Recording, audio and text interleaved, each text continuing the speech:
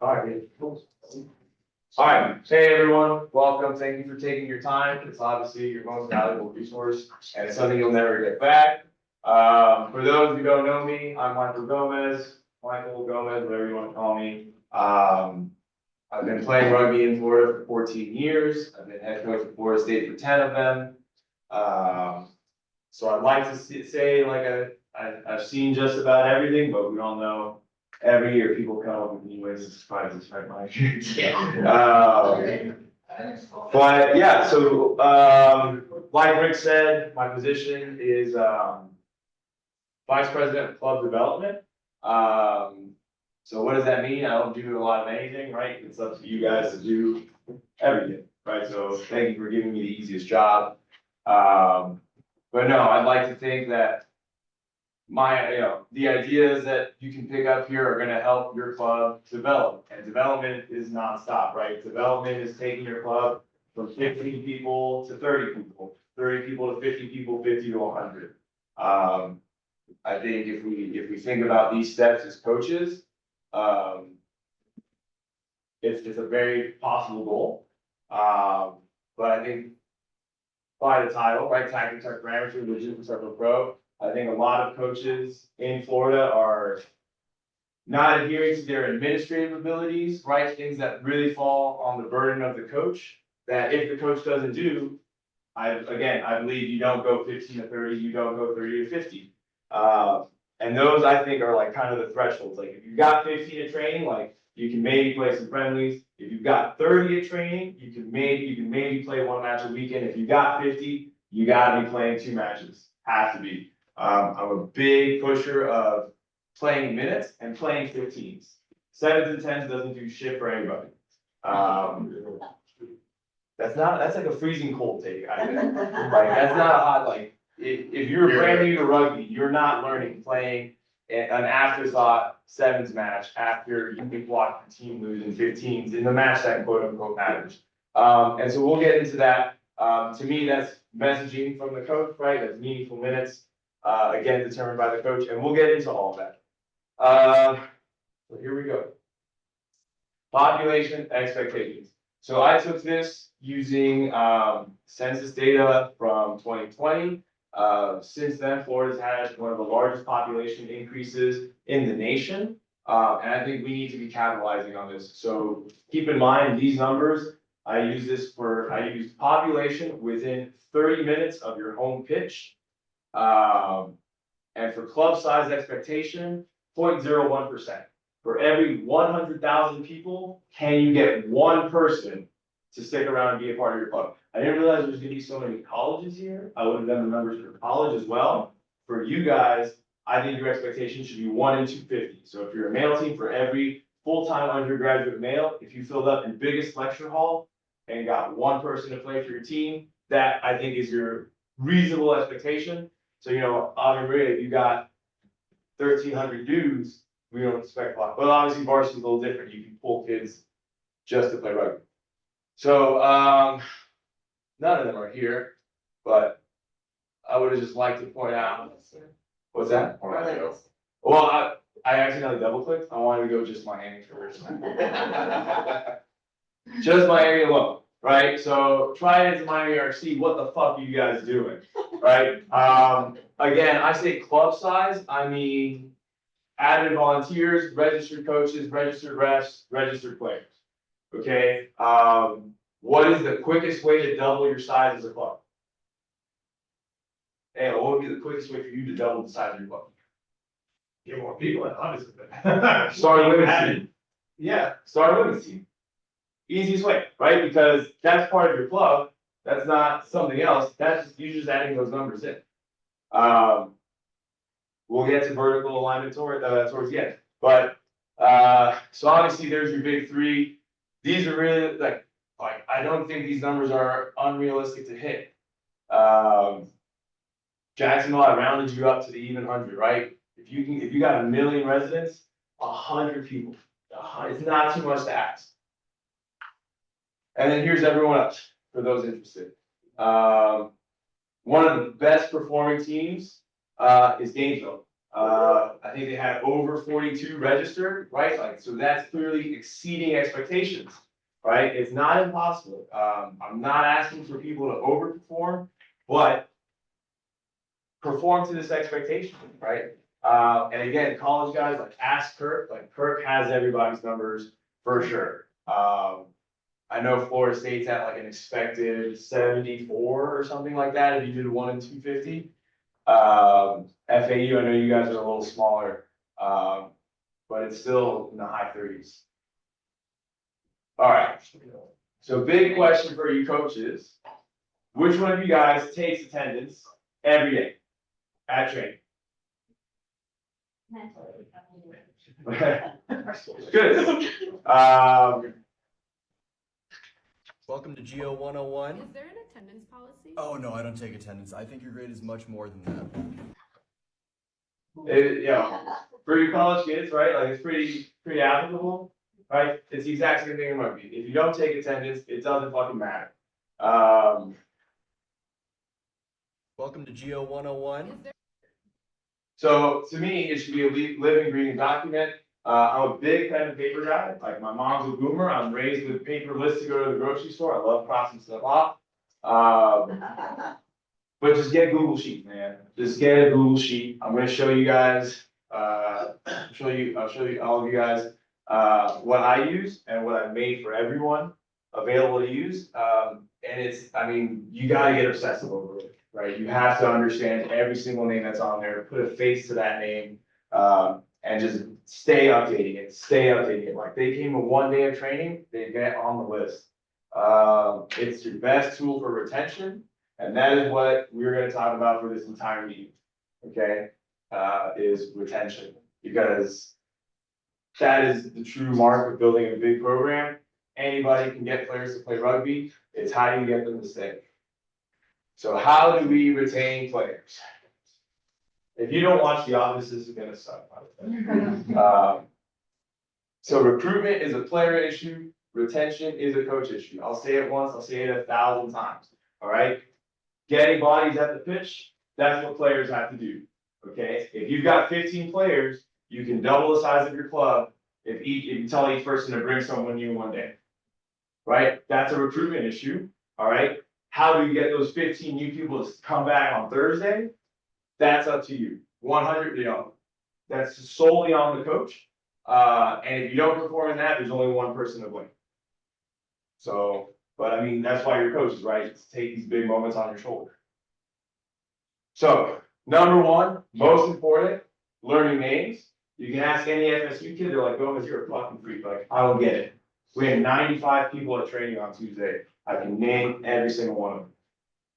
Not asking you to be crazy like me, right? But there's some simple key steps that I think can help you out. By the way, like, if you don't know this, but like the sweetest sound to anyone in any language is their own name. Like, don't fuck it up. One of my big things is don't give people nicknames that they don't have.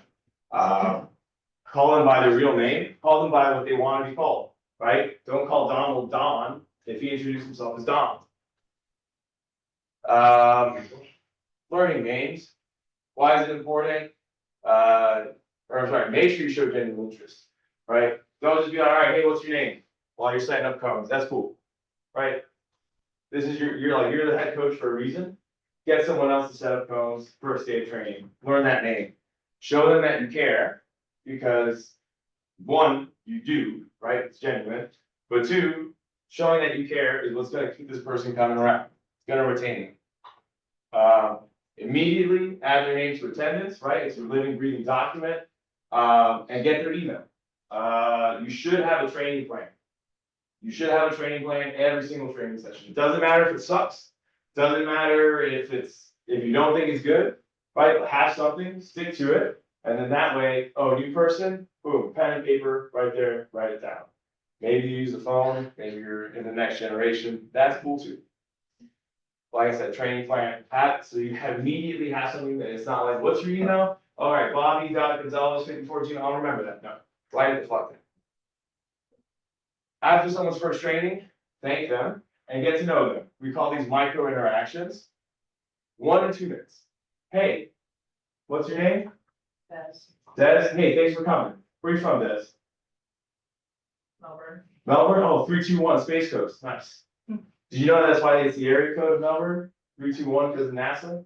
Nice to meet you, Des. Thanks for coming. Super easy. That's it. Now, I'm like, every time I see her, oh, 321 Space Coast Des.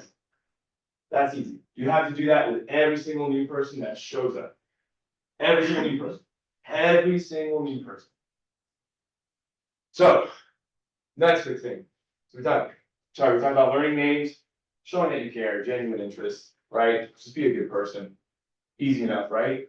Cool. Second thing, make training fun. I'm gonna harp on this a lot. But people are giving you their free time. Free time. They're giving this up. They're making a sacrifice. They are giving back their life that they're never gonna get back. Don't make it suck, right? Engage everybody. They're standing around. Don't do drills where they're standing around, right? If someone's standing around, or if you got 4 people standing around, do 2 sets of the drill. Like, it's way better to just get more reps in less time than have people standing around. It's not fun. Focus on having fun with small-sided games. If you're a coach, you've heard small-sided games 100 times. It's because it works. My big thing, especially at the beginning of your season, right? Make sure that the games don't look like rugby, and it's not fucking fitness, right? No one came to give up their free time to run sprints, right? If you want an elite player, they're gonna go run. They already ran sprints in that morning. They're good to go. And if you make it look like rugby, it's gonna be really frustrating. Like, nothing sucks more than playing touch with people around you yelling at you, and you're just standing there with the ball like that. That's not enjoyable. All right, it's not enjoyable. I don't play touch until after the first match. I don't allow touch.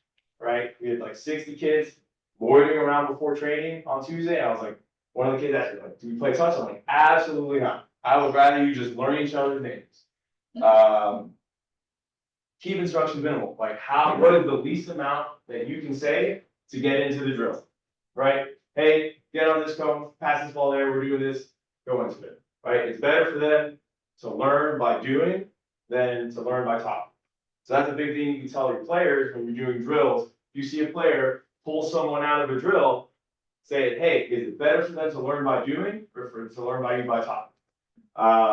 Another guideline I tell players, we'll get into player messaging in a bit, but it's if you're talking to more than one person, you're coaching. If you're talking for more than 10 seconds, you're coaching. And you're either a player or a coach. Okay, so that's a good way to limit your players stopping drills and coaching. Prioritize gameplay, right? Play a small-sided game, 5-6 minutes, go into a drill, 5 minutes, go back into the game. I think in the beginning sessions, when you're teaching basics, when you're trying to sink those hooks into new people, you gotta be playing games 2/3, in a ratio of 2 to 3 games to drills. Miami RC is not here, but like, I fucking saw you guys' Instagram. You're trying to rebuild your club, and your summer practices have like people doing crunches and like all this like fitness stuff. Like, no, cut that shit out. Like, if someone wanted to do that, they would join a fitness class in their free time. All right, play with the ball in hand. Have people running around. It's not cardio if you're chasing a ball. Rather than putting people into positions, just come up with a game, right? Like, pretend like you were a kid again, and you can still have fun while being sober, and you can come up with and you can just come up with games, right? It could be anything, right? It could be get into this box, right? It could be take this cone away from me. It doesn't matter, but just emphasize decision making under pressure, right? Have real life consequences. Have winners and losers keep scores. But again, like, keep it lighthearted, right? You want to have the thrill of competition without the dread of consequence. That's a good one. And yeah, like, it doesn't have to look like rugby. Like, I don't do positions for 2 weeks. It doesn't matter. You want to make rugby players not football people, football players, right? The decision making under pressure and ball handling are probably 2 of the most important skills. and you can never, ever, ever be too good at it. All right, how do we retain players? So USA Rugby came out with this really big report, and the biggest thing that caused people to not come back was asking for too much time, right? Was your club taking too much time? Everyone should be familiar with the word periodization.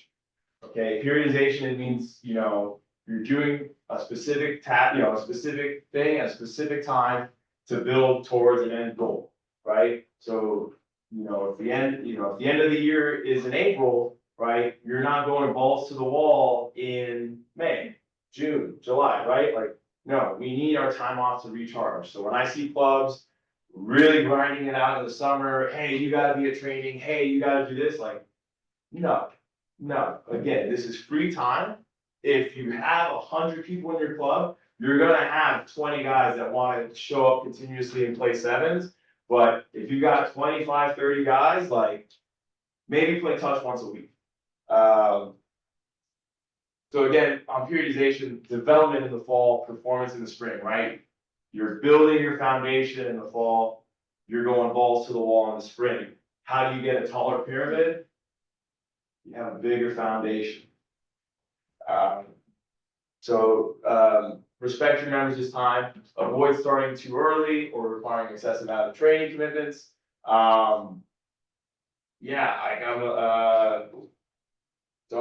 Just don't ask people to train for a 15 championship in August. Okay, your elite players, your top 1%, they will be. They want it, they'll go do it, but you're not gonna ask everybody else to do it. The fewer mandatory sessions you have, the higher attendance you'll have. If you play touch every single day, people aren't gonna come out. But if you play touch once a week, people are like, oh, I don't wanna miss touch on Thursday, because then I'm gonna have to wait a week. And maybe next week it rains. All right, if you're playing alumni weekends, it's much better if you don't do it every year. Every year, no one's gonna travel. You do it every other year, every 2 years, all of a sudden that guy that lives in Alaska makes the trip. Because it'll be 4 years before they can make the next one. And then, just make everything effective. Don't train for more than 2 hours. Don't have a film session, right, where you just sit around and watch stuff. And, I could do a whole other presentation on how to make film sessions effective. If you're interested, we can talk about it afterwards. But don't just sit there and watch the All Blacks and go, oh, that's good rugby. That's what you gotta be doing. No. That's not making anyone better. And again, you gotta be respectful of people's time. So, learning games, make training fun, optimizing training and social balance, effective pre-season planning. Who has not planned their fall season yet? Excellent. That shit should start in June, July. So how do we have effective preseason planning, right? Well, Gomez, like you said, I gotta be respectful of people's time, like I can't ask for too much. It's okay, you don't need that much. So I say start late. What do we have a lot of here in Florida in September? Who's already been rained out in the training session? Yeah, well, there's also a lot of people that aren't here that have it, right? But I've seen it all. Who's been rained out? Yeah, who's been rained out of the game? Already, like this year. So I know of 3 college matches already canceled off the bat. Right, like LSU all the way to Louisiana, they're matching. Okay, so start later, right?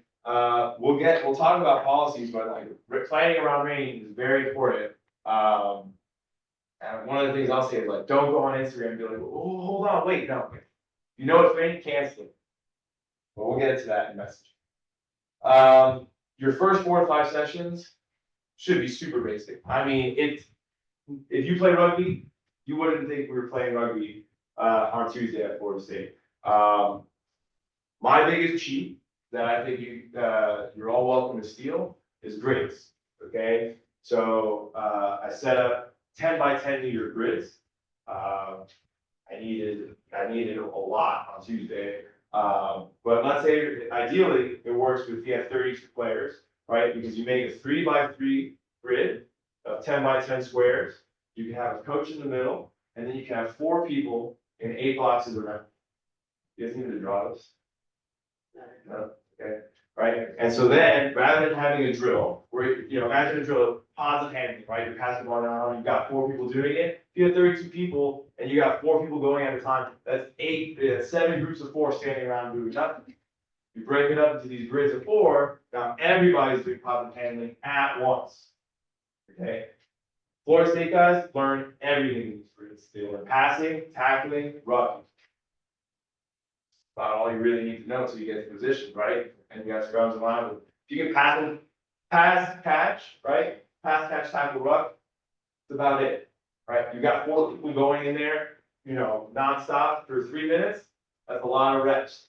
Then you combine the 2 grids, you combine 2 squares, and you've got 8 guys. You can play 4 and 4. You combine 4 squares, you got 8 on 8, 16. And each time you can just get, you get bigger and control the sizes. So, and I'm telling you, like, basics. How to place the ball, how to pass, how to tackle, and ruck. You can do a lot in these grids. And it also minimizes equipment, 2 balls and a bag per grid. You can get a lot done. And then you combine squares, you play games. Super easy, super effective. You can get a lot done in 90 minutes for sure using these grids. What did I just say? So I think it takes maybe 6 to 8 training sessions before you can go live. That's my opinion. Again, I would dare to say it's kind of similar for a lot of people, but like Florida State, we're looking at like 80% of the people that join are new to rugby, probably 85. And when you first start out, it's maybe a 50-50 split, returners and you guys. Sound about right? Yeah.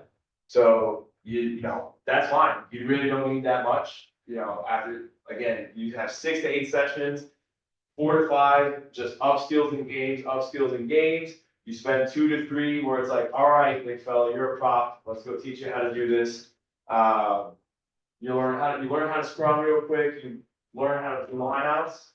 That's it. You're good to go. So, I'm thinking, Thursday session, that Thursday day of the 8th session, you get experienced guys to take, you split up your experienced guys, you split up your new guys, do a little scrimmage on the field, right? Give these guys a live taste. But your games should have already taught them how to do those skills at fast pace. So I've had 2 sessions with you guys, and they can already tackle and ruck at pace, offside, from an onside position. Okay. So like we went to the grids, we worked on an individual skill, one-on-one with their partners. They worked in the square and as teams of 3 against 1. And we played a game where it's like, hey, you can pass and catch the ball, you can pass and run with the ball in any direction, but if you get wrapped up, you got to go to the ground, right? We learned how to tackle on Tuesday, so now Thursday, you got to go to the ground, you got to lay down, attacking person gets up, defender makes the tackle, so we have like a nice low impact tackle, and then as soon as the tackle gets up, they can steal the ball. So now we're working on, oh man, I remember Coach said, don't go down until your teammate tells you to go down. I remember Coach said, if I'm the closest person, I have to ruck. I remember rucking. We spread our wings like an airplane. We take off low to high. We make contact with our shoulders and drive through. And now you have guys doing that, and they have an end zone to work for, right? Now all of a sudden they're like, I want my team to go score this point. I'm going to go do all those things so that happens. And we played high intensity for 6 minutes. Coach brought us back in, told us what we did wrong, told us we can do better, and we went and played again. And now these guys have 12 minutes of contact, and they're going to be a little more suited come 6 to 8 sessions later. When you do scrimmage, right, like your best guys should not be playing. Like let's be clear here. Like your best players should be certified referees. Maybe they can ref or make it fun. Get your forwards captain, get your backs captain. Have big teams. It gets really competitive, and guys develop an identity. The class of sophomores at Florida State, they call themselves the Dragons because they were on the developmental team to start last year's fall, and now they're like they remember these days forever, right? Because they call themselves the Dragons. Like And now you're retaining players because they found an identity, because they, you know, they have a click, they have a group, you know, I don't refer to click, but, you know. And then, yeah, don't go for more than 20 minutes, right? After that, that's when you have fatigue. And so if you're doing a live situation, like 20 minutes max, right? It's much better to get like broken up 20s than to push it for that 30. Because that's, if you look at like stats, if you do like the World Rugby like strength and conditioning course, they'll tell you that like most injuries happen at the 30th minute or on. Going into more effective preseason planning, talking about that first scrimmage. 2, 8, 9, 10, 15, if you don't know, are called the spine, right? These are your most important positions. No offense, but everything else doesn't really matter. That's why you've got 2 of them, okay? Because, and you're talking to someone who plays 7, so I'll put myself in that boat. You can have anyone else, any old Joe, playing one center, as long as you have someone who knows a little bit what they're doing. As long as your 9 and 10 can fucking talk to them and tell them what to do, you're set. All right. So we're gonna go into this later, but like, don't be afraid to play someone at a double position, right? If you know that one person is good, you can put whoever you want, and I promise you, you'll be fine. So yeah, for your scrimmage, you can get 2 to 3 new people to experienced people. And that's what the priority should be. Is your scrimmage gonna be ugly? Yes, but you only do it for 20 minutes at a time. So if you're that coach ref, you know, for you know, that first session, right? Like, it's okay. It's okay if it looks like youth soccer and everyone's just running after the ball, right? Like, that's why it's preseason. That's why it's the fall. You don't have to be the team you wanna be in April and August. And you shouldn't be starting in August. I'm a firm believer that 4 weekends of matches is more than enough to get ready.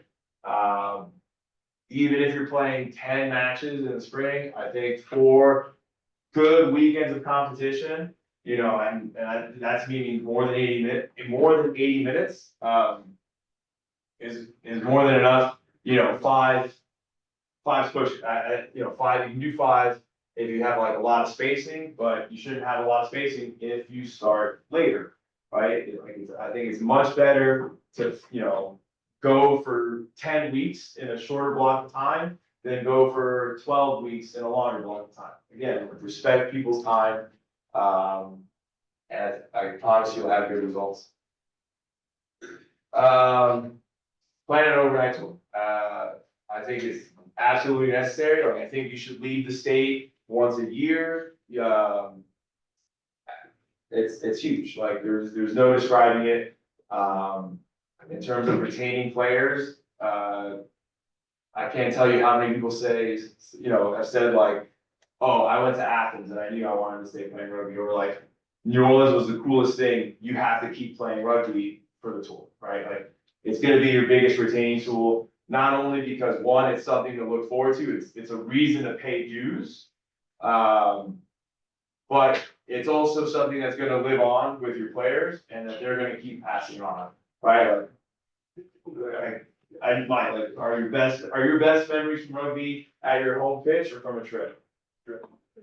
Yeah, I think everyone's gonna agree, right? So plan for a trip. I can make a whole presentation on how to plan for a tour. Again, if you wanna talk about that later, by all means, come find me, but it's huge. Yeah,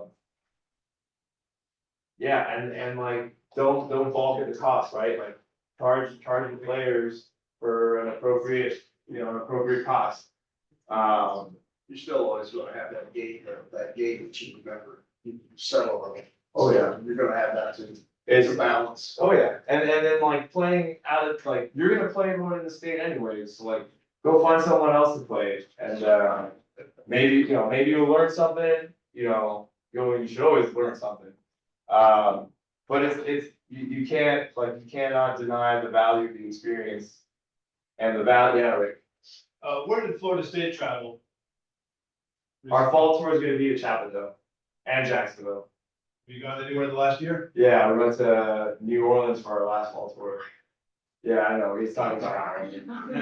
Yeah, that, so like, that's a unique thing, I would say. I would say if you have an extremely strong club, you should probably still be, like, our pinnacle would be like, if your club could plan international travel every other year. That's the goal.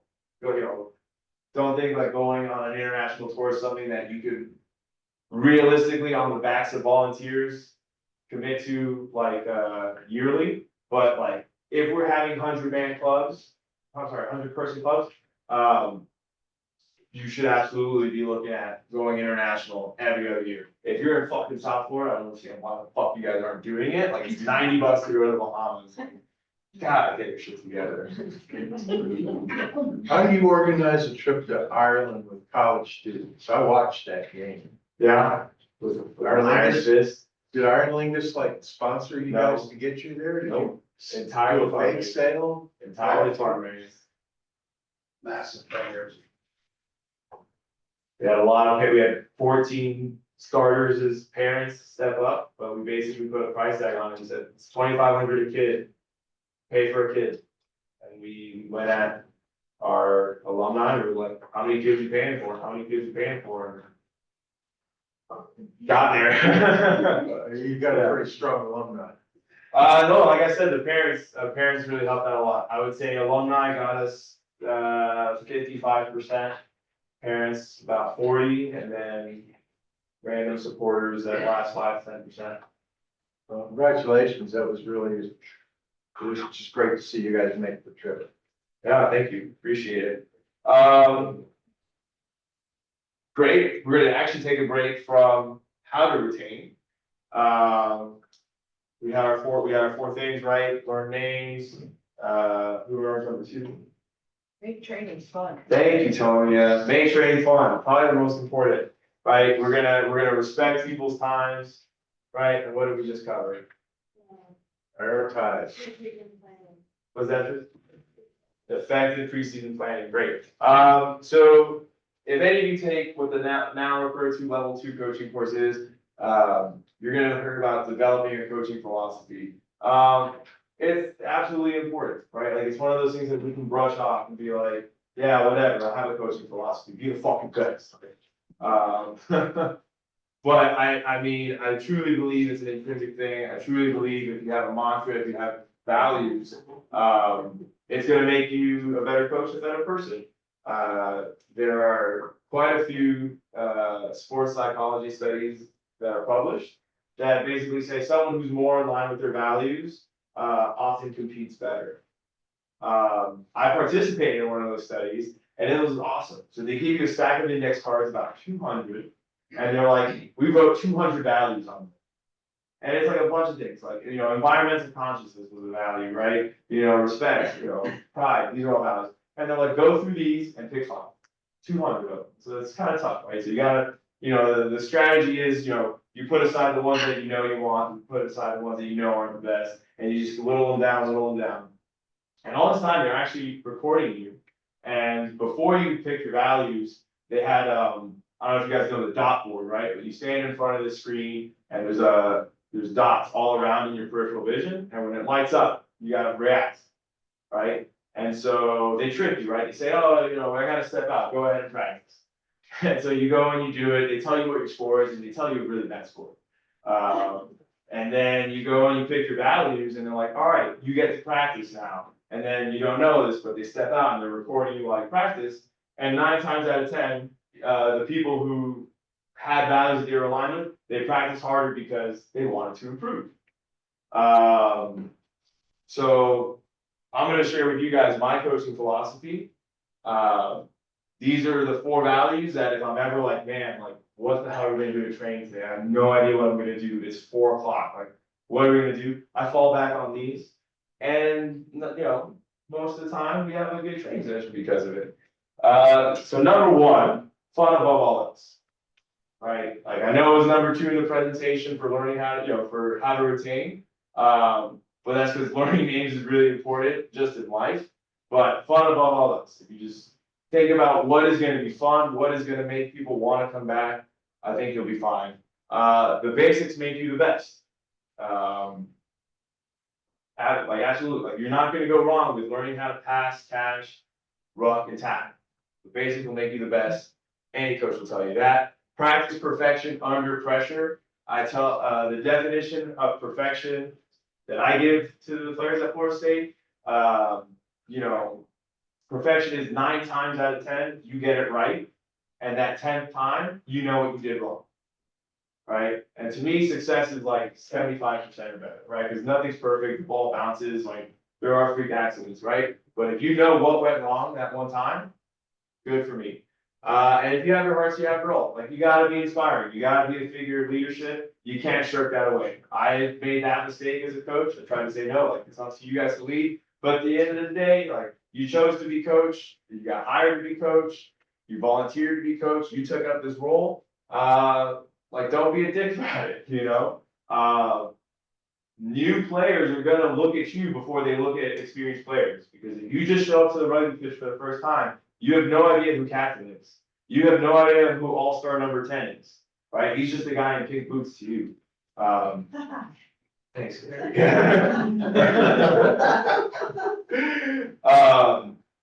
So again, be a pillar of leadership. Don't shy away from it. Like, this is our moment, coaches. That we get to give to the players, not only ours. So you don't have to go with this, right? Drink a couple beers, take an ayahuasca trip, figure out yours. But just pick something. Just pick something, stick to it. I promise you, it'll make you better. Communicating with players. This is like a huge thing, I think, in the beginning, and it's an important part of retention, right? Especially at the beginning of the year when you're at this crossroads, right? I've got all these experienced guys chomping at the bit. Like, we lost in the fucking semifinals last year. We gotta go. And hey, I played pickleball with this guy. He told me to come play rugby. Like, I wanna come out, right? So what do? We gotta manage expectations 100%. So if you have a preseason meeting with your experienced guys, again, it could be micro interactions, right? Those 1 to 2 minute talks that you have face to face before and after practice, right? But talk to your experienced guys and be like, these are gonna be the absolute basics, all right? But I don't see, an All Blacks jersey on you, so obviously you're not the best of the basics, so you can still improve, all right? So like, yes, it's basic, but it's important, right? It's what's gonna get the new guys to buy in, and let's be real, it's gonna make the old guys better. If you don't believe that you're getting better by doing the basics, then you're not working hard enough. But again, you gotta talk to your experienced guys, no yelling at the new kids, what the fuck you doing, right? Like, no, I mean, ideally, you got 4 guys in a square, right? You can chop it up, half new, half experienced, and that really helps that out, right? Because now you got an older guy saying, hey, do this. But again, if they're talking for more than 10 seconds, and if they're talking to more than one person, they're coaching, you want players, not coaches, you can have good results. And then, you gotta tell these players, right? Like, if you don't like it, the new kids aren't gonna like it. In like an experimental session, right? Like, I was playing this game, right? A small-sided game. I was giving guys various objects, right? Like, let's not play with rugby balls. If you can catch a tennis ball, you can catch a rugby ball. I was getting really experimental. It's like one grid had a can of beans. And like, yeah, it was our first time doing it. But if the new players don't say anything, in fact, the old players don't say anything, the new players don't do it. I had a really toxic player who was like, what the fuck are we doing? Like, and sure enough, like, I had Kirk yell at him later and be like, if you can catch a can of fucking beans, you can catch a rugby ball. You knocked it on to lose the game. I saw the film. Like, so he got put in his place really quick. Don't throw a can of beans. Like, it's not as fun as you think. Yeah. Cantaloupes are cool though when they're on sale. But you basically gotta tell, you gotta tell the old heads, right? Like, if you don't like it, don't say it, right? Because the new guys don't know. They don't know. That's why they're new. And they have to buy in. And then you also have to recognize, like, hey, buddy, hey, friend, that we've been, I've been coaching you for 6 years. We've got this undeniable bond that happens with a coach and an athlete. I'm not gonna be talking to you as much for these first few weeks, right? Like, you might think I'm ignoring you or putting you off, but I'm sorry, I have to dedicate all of my interactions to these new guys. Gomez told me I have to learn all these people's names. It's really hard for me. I'm sorry. I gotta work really hard on this. Okay, but manage the expectations, right? Because that player might have been busting their tail all summer because they are chomping at the bit for April, and they're like, Coach, what do I gotta do? I'm here. I want to help. Great. Your time will come. We're periodizing, right? Like in the fall, we're building our base. We're developing. The spring is all you. I got you, dude. But make sure that you're doing these basic drills to get better in the spring. That you're not just putting them on. That you're not having lazy technique. That then you guys pick up, right? And every time we place the ball, we fight to get our shoulders off the ground. And it's not just, whatever, I'm placing the ball. No, I'm learning how to place the ball better. Because I know that ball placement is going to win or lose us a game in the playoffs. This is the messaging that you got to have to your returning players. So, what is a club? What is a team? If you only offer 80 minutes, if the only thing you can offer to someone is 80 minutes on a Saturday, you're a team. If you offer more products, you're a club. What's the quickest way to go from a team to a club? Pick up a women's side. But I truly believe that aligning men's, women's, and youth vertically is absolutely integral to sustainable growth. USA Rugby admin team actually is encouraging it and wanting it, right? Like they want, Orlando Rugby, like everyone who's going to play rugby in Orlando registers as Orlando Rugby. Men's, women's, it doesn't matter. And then you just get put on a team. Okay. So like great job, Treasure Coast, great job, Tampa, Orlando, doing that. But once you start offering more products, you have more roles, right? When I had those club expectations, that size was club size. I didn't say player size. I'm not telling you, we're volunteers. Most of us are volunteers, right? I'm not asking you to manage 100 players by yourself. I'm not asking, you gotta get people involved. And all it takes is just asking, right? But the more people you bring in, the more people who are likely to say, hey, I have a friend who does this, right? Oh, cool, like he wants to film our match, excellent. And we'll talk about investable products as well, but like, yes, make products that are worthy of investment, ask for money, and then use that money to do stuff. Every single one of you should be filming every single match, absolutely. If you want to talk about like posting publicly, we can get into that debate later. But absolutely, at least filming, because if you're giving feedback to a player without film, you're coaching based off of emotion, right? You're telling someone, I remember you dropping that ball. What you need to work on is catching the ball, right? But that's going off of emotion. You need to be watching the film and realize he dropped that ball because he was actually busting his ass for 75 minutes and he was fatigued in minute 76, right? The skill that he really needs to work on is identifying which rucks to hit because this player was sprinting to hit every other ruck when they weren't needed. All right, so we need to watch film to create valuable feedback.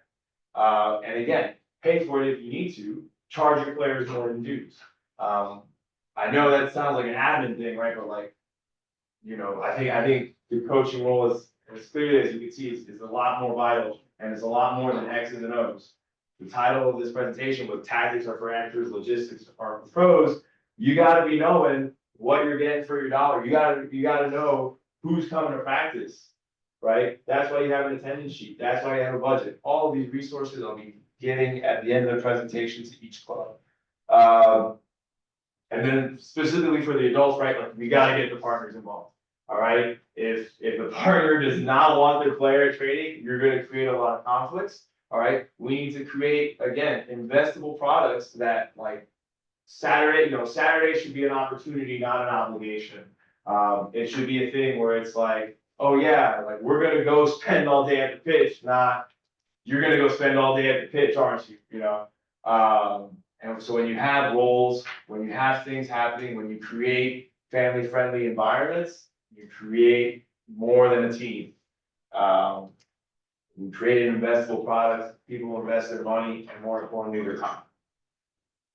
So back to retaining players. It's our last one, I promise. Upholding standards, and I mean that as a coach to yourself, but then also as a coach to these players. So acting like a pro, straight up, like fake it till you make it. You know, until you're a professional coach, just act like you're one, and people are gonna fall in line. It's pretty awesome. And that means upholding some standards, again, not only to yourself, but to the players. But then one of the biggest ones, like we need to stamp out across Florida, like no more shirtless drinking is good, like stop, like, god damn it, like, Matt. I don't have a comment. You know, but, you know, hey, it's a two-way street. If you're a club, invest in your coach. I will say it once, I'll say it 100 times. The most valuable resource any club in this state, and maybe this nation has, is their coach. Without a doubt. So teams invest in your coach, and likewise, if you invest in them, you get to hold them accountable. So yeah, like let's be professional, like no more yelling at refs, no more yelling at refs, no, you know, none of that shit. It's a game. Calm down. Thank you. And as a second point, emphasizing to anyone who wants to be a touch judge, put down the beer, pick up the flag. Again, professionalism across the board, right? Like, no beer on the fucking sidelines. Guess what? Beer on the sidelines isn't that family friendly. I'm not a business analyst, but like, I'm pretty sure like market trends across the board, like more people are going sober. Like, you don't, like, I know drinking and sports go hand in hand, and I'm gonna be putting some down tonight too, but like, yeah, just have a little sense of professionalism, like a little sense of like, let's understand what's going on. No touch judges with beer. If you're wearing something official, no beer. You know, just wait till it's done. We can all wait. But again, so standards as for yourself, also the going standards to the other team, right? You got that attendance sheet. That's a living, breathing document. You're updating it every night. You got 2 X's next to someone's name. You have their email address. Hit them up, right? The best way is you say, "Hey, I miss you. Is everything okay?" Right? Because then they're more likely to respond. They'll be like, "Yes, I'm okay, coach. Like, sorry, I didn't let you know what was up." But if you have policies, you can uphold standards, right? So for our team, you gotta let me know in writing, not passing, "Hey, coach, I'm missing next Tuesday." No, 24 hours in advance of your missing training. If it's a legitimate excuse, you get an E in the attendance sheet, and the E doesn't count against your percentage for selections. But hey, coach, you know, for the college, like, "Hey, coach, I got a test tomorrow morning." No, that's not an E. You know, scheduled class, yes, but like, come on. For adults, right, like work, for sure, that's an E. Wait, hold on, what's the meaning, what are you saying? E is an excusable Okay, absence. excusable. Yeah, so like when I do my attendance, and I'll show you guys this at the end. People either get a 1, an E, or an X for attendance. So 1 is you attended, E is you're excused, X is you missed. In writing, 1 week in advance of missing a home game, and 2 weeks in advance of missing an away game. Specific to Florida State, for us, it's 2 weeks if you're missing an away game or taking a personal car to an away game because we travel together. So if you go by bus, stuff like that, that's a little caveat I add in there as well. All of this should be in writing. Yeah, okay. Do you have the players in the beginning of the season, like let you know their match availability, or do you do it like as you go? So How do you? I'll show you this. I'll show what I do at the end. But essentially I have the attendance sheet, and then from that attendance sheet, I've got, I think it's like 18 tabs now. But one of them is availability, and as soon as someone tells me, it goes in the availability tab. But then these are like the minimums. I'll have players tell me, "Coach, you know, March 13th, my sister's birthday, I'm not gonna be there." Boom, put it on the availability, write it down out of your head. Right, like how can we declutter the brain? Write it down. And then again, we uphold these standards as a coach, right? Everything becomes clear. "Coach, why am I not starting? You didn't tell me," right? I have a question. Yeah. Sorry. Cause I have this issue with my team. So like, do you have like almost like a consequence type system for if they're missing, or you just kind of like, they don't play? No, I don't do punishments, but match time.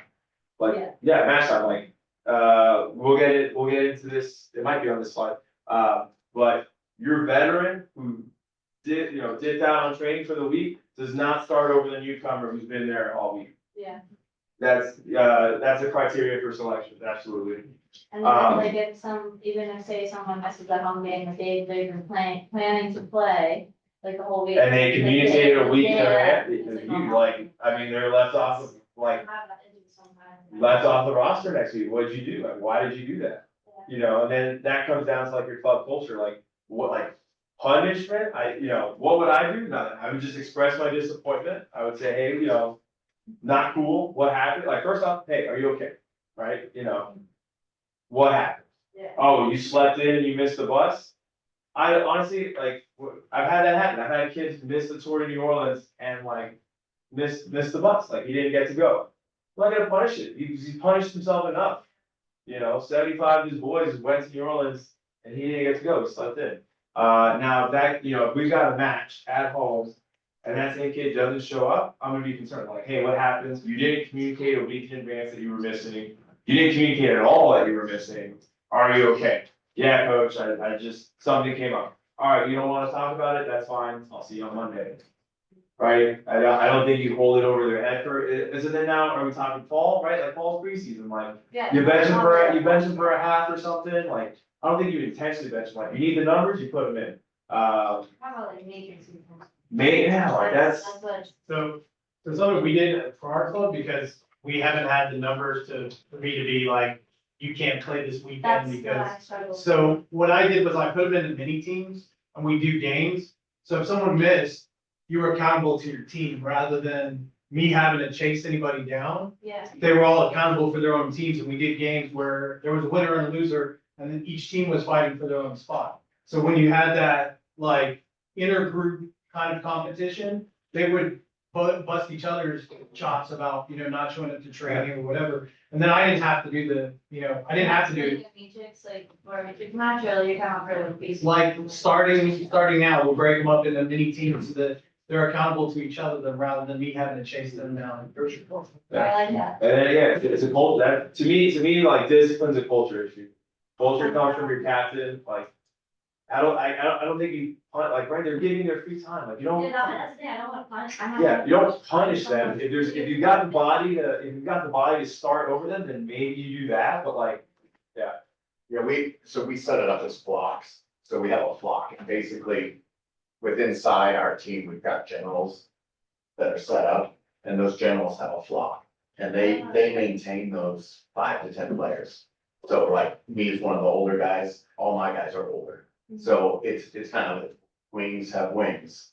Your pack has pack players, so that, like, your props are in charge of your props, so that they Yeah. know who's gonna be there and Yeah, things like that. So that's how we've broken it down, just to communicate and for the same reason, like, bust each other's balls and. Yeah. And try hold to- each other accountable, yeah, for sure. I like that. The other session, the charitable foundation one is starting downstairs, but we will be recording it, so if anyone wanted to do both, we're gonna record the other one, and so, just letting you know, you're recording this one too. Is that the one with Will Reeves? Yeah, That's definitely an interesting one, again, like, it's sports, like, the consequences are felt in real life, you don't need to go, we don't need to go out of our way to punish people. But again, clear communication and selection processes, I didn't harp on this earlier, but email, like, I know we have our group chats, I know we have our apps, those are the easiest ways for you to hear this phrase over and over again, you ready? Coach, I didn't know. I didn't see it, right? Email, everything in an email. You should be emailing weekly, right? Limit the content of it. But like, highlight what's important, right? So like, right now, for FSU, like, what's been going out, like, training times, what to wear. It's pretty simple. And then like the school consent, right? Next week, it's gonna be like registration, dues. Oh, I'm sorry, and the last email I sent on Friday was, match schedule, right? It's like, hey, you come to your first 2 training sessions, that's cool. I know I said it at training, but if you said it at training, it doesn't count unless you say it 7 times. So send an email, so you don't have to say it once. And out came the match schedule. Hey, I talked about matches at training, here you go, this is it. And then I say an email, like, hey, stick around till the first one. You're not sure if rugby's for you, please, just stick around for the first week, decide after that. 9 times out of 10, they'll do it. But yeah, Go back to your email. Like, do you send all players the same email, or like your newer guys get everyone gets the same thing. more basic stuff, like to entice them, and older guys don't get that one? No, I send an email to 534 people at a time. That's how many I send. Right? I have to send 2 emails because Gmail limits how many people I can blank carbon copy. Which that's a great tool if you don't know how to do that. All right, this is how you stop the reply alls. Right, send the email in the 2 line to your coaches, your admins, right, the important people, and then hit BCC blank carbon copy, and then you should have player lists, right? Like I do it by fall, so I'm right now I'm emailing fall 20 through fall 2024, 2021, 22, 2024. And BCC them, so that way they don't know who's getting it other than the coaches. And if they hit reply all or reply, it's only going to the coaches, not players. But yeah, I don't know, everyone gets the same thing, because right now, the only thing people need to know is when and where to show up, what to wear, how they can do so safe, right? They gotta fill out the FSU consent form. Excessive information, and then we have like, and then it's like, okay, hey, you can join this group meeting if you want, but this group meeting is just for announcements. We're not chattering, right? It's just announcements. Even if you have questions, you don't ask it in that chat, right? It's just for announcements. Even then, email. And again, if you uphold these standards, like you can control selection processes. You can point to the attendance sheet and be like, look, you're at 33%. Like, what do you want me to do? This person's at 100. That's why they're starting. And again, you're playing a center. It's not the, we got 2 of them, 12 is experienced, 13's a new guy, bench your experienced 13 because he's not coming to training, easy peasy retention. And let's be organized. I mean, you can do like like a jersey announcement on Saturday, but everyone should know where they're playing, right? Like that's gonna make you a better team, 100%, right? It's clear expectation. Said at the beginning, right? Clear expectation. I know where I'm going to be. I can visualize success at that position. Mike? Yeah. Do you announce your schedule of who's been selected on Thursday night after practice or Friday? Oh, it's not on there. Friday morning. Stay up there. By Thursday training, people will have an idea, right? Because we start running unit drills the Thursday before a match, and so it's just kind of like, all right, like I'm in this group of 26, like, okay, if I'm getting all these reps at 9, like I should be starting. But Friday morning, it's in concrete. And then match day procedures, I'll show you guys, again, our example, at the end of this, but organization, right? Like, again, like it doesn't matter if you're running an XY switch on, inside the 22 off the set piece, right? But like everyone knowing where to go, what time to be there, that's gonna make you a bigger, better team turning into a club faster than any nifty little line out play you saw on Instagram reels. So those were the 5 ways to retain. Now this is like a bone I have to pick.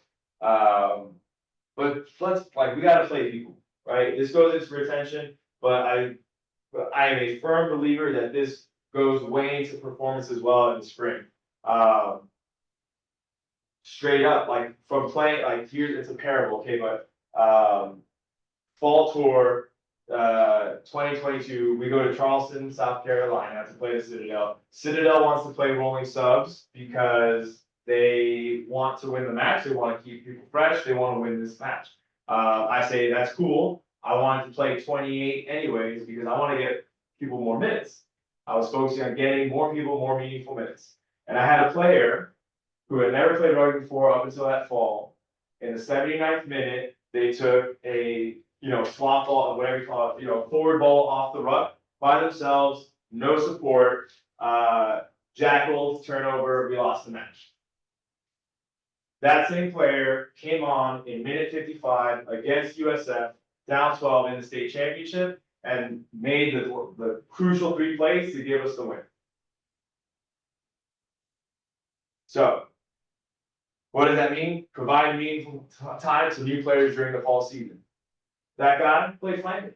I didn't need to worry about him playing 9, 8, 2, making great decisions, right? But he has to make great individual decisions when it mattered. He never took a slot ball again by himself. All right, he always ran with support, and he caused a turnover that gave us a try to put us within 2 against USA. All right, all because they had meaningful minutes. Your experienced players, not saying they don't matter in the fall, right? But when you're pushing from 15 to 30, when you're pushing from 30 to 50, all right, numbers 16 through 30 matter a lot more than 1 through 15 in the fall when we're building our base, right? You get more backups playing on your first grade side, then that means you get more new guys playing on your B team. You get, and now, all of you who have played before knows it's a lot better to start on the B team than sub on the B team. Subbing on the B team, like, oh man, like maybe I get 10 minutes, right? Because we're already playing a shortened game after the A game. Okay?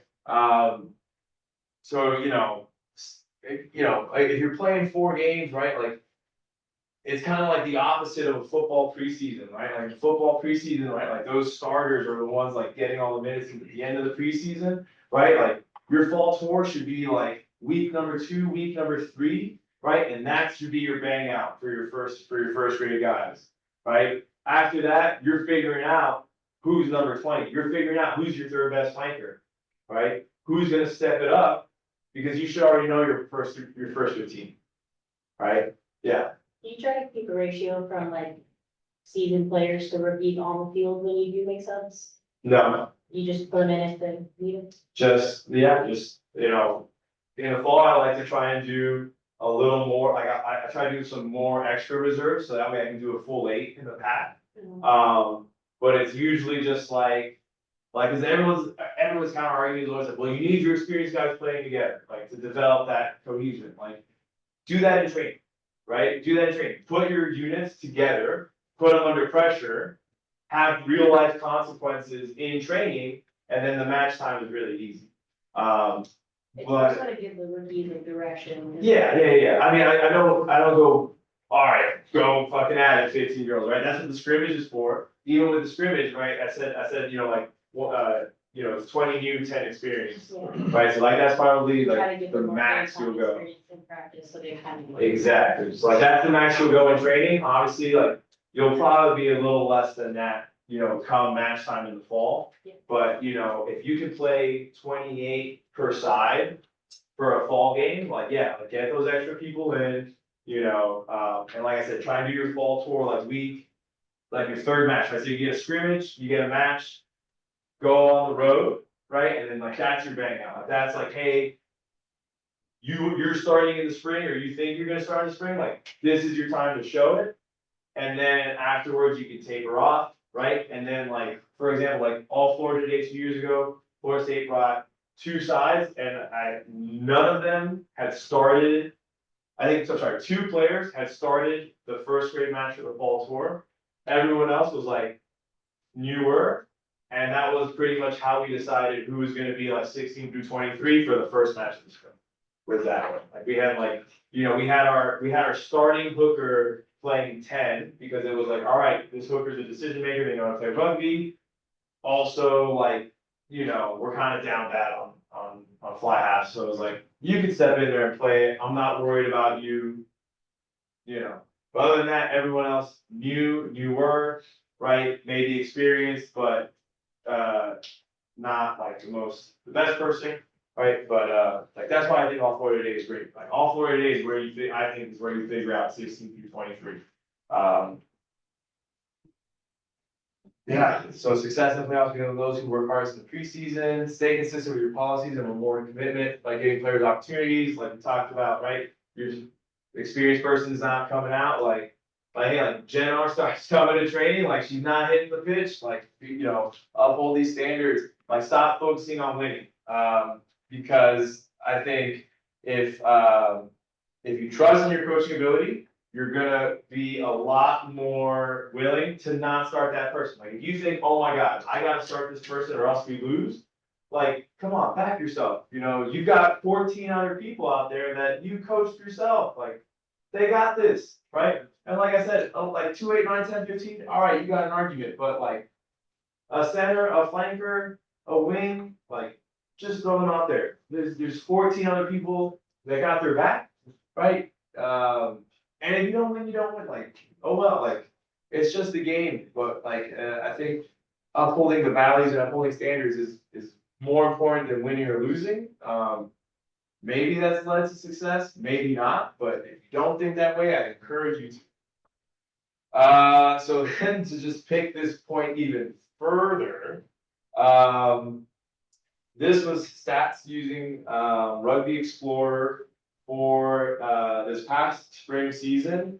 There were significant outliers, so I'll try to identify those when we look at the stats.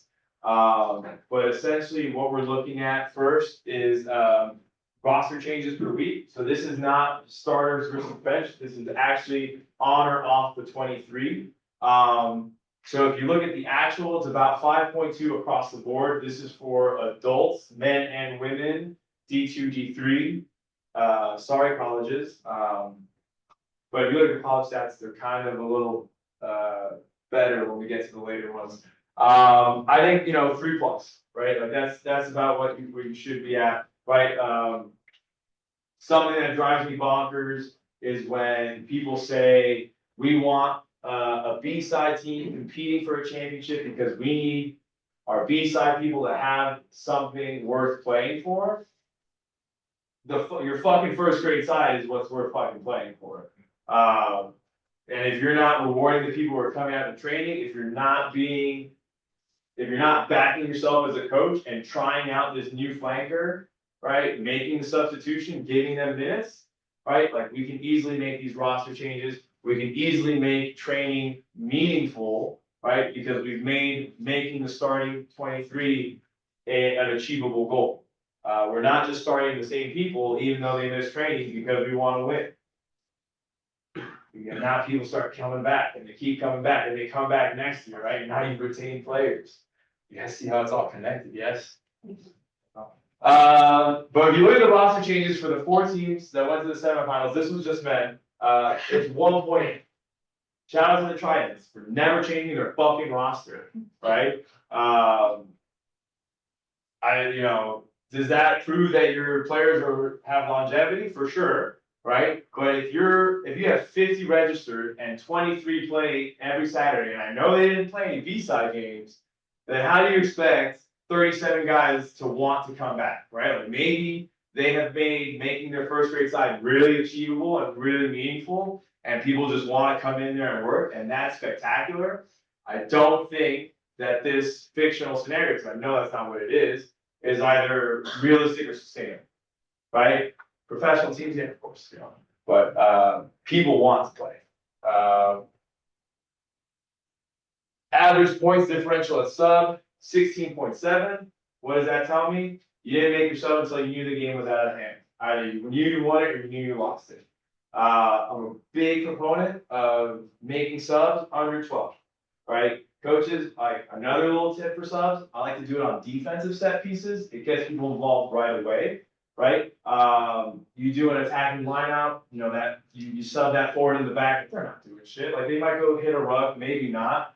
Probably not, because ideally you crashed up right up the middle, you broke the line, you had fastball, you didn't need them in the run. Put a flanker in a defensive set piece, it's like, hey, as soon as the ball's out, go fucking get it. They're in that game right away. So put people in when it's tight, put people in when it's under pressure, that means something. No one wants to play in a game that is a 40-point differential. Like, why are you subbing me in, coach? I'm just gonna go change. I haven't broken a sweat since warm-up. Clearly the team hasn't broken a sweat. I'm not in. So put people in when it matters, back yourself as a coach, trust that anybody in a double position can do the job because you taught them well, and that your spine can really hold it down. And then let's get them in early. Let's get them in early, right? I understand final game of the regular season, semifinal, right? You didn't make a sub, that's understandable. Anytime in the fall, weeks 1 through 5, you gotta get people minutes, right? Like you need to reduce the strain on your starters, right? But you need to get your backups time, because if you put your backup in minute 70 of the final, and this is their first time touching the field since week 4, don't expect to win. Right? You've not created the environment where your players can perform under pressure, right? And my personal coaching philosophy, number 3, practice performance under pressure. There will be if you don't watch The Office, it's not that funny. So we're actually gonna hold off on questions, because I'm gonna show you guys all those cool things I promised to show you guys. But, shit, on page. All right, so this is my attendance sheet from last year. I've got the dates, again, 1 X's and E's, right? If they go in bold, it means, they've registered for USA Rugby. If they're in green, it means they paid dues. I've unhidden a lot of these rows, but typically, like, guys like this, like, I just kind of hide. That way it makes it easier for me to attend. I got the total at the end. I forgot who was it that asked, but here's my it's Carrie. Here's the availability. I got all the weekends on there. As soon as they tell me, hey, I'm unavailable, I write them down. Personal cars. And then again, something I'll share. So like this is what like the selection sheet looks like. Oh,